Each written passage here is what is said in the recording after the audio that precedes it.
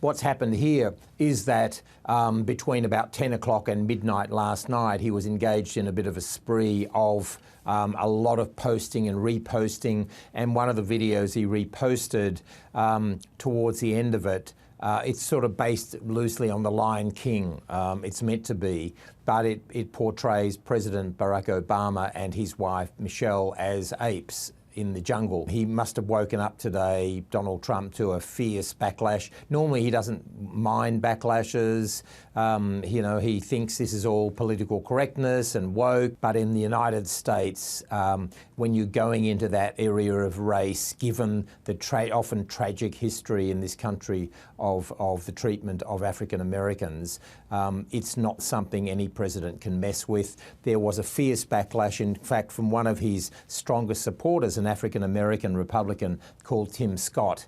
He himself posted on social media. And bear in mind, he was considered a vice presidential running mate of Donald Trump not that long ago. And he said, praying that this was fake because it's the most racist thing I've seen out of this White House. The president should remove it. Apparently, a lot of Republicans rang the White House, contacted them, and in the end, the pressure was too great. So it wasn't from the Democrats. I think the Republicans thought, we don't mind Donald Trump crashing through certain cultural and other barriers here as the anti-woke president.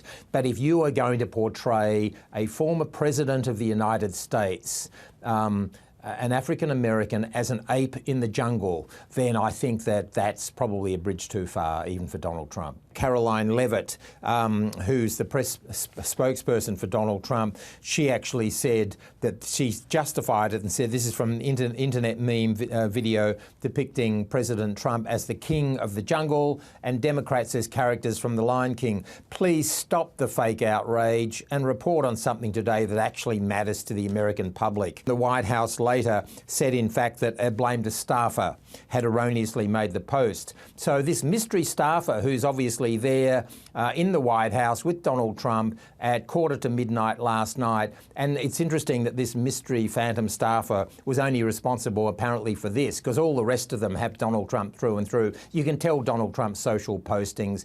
He loves putting in capitals. Thank you for your attention is always the last line. You can tell they're his, but this is the one apparently that was the fault of an unnamed staffer.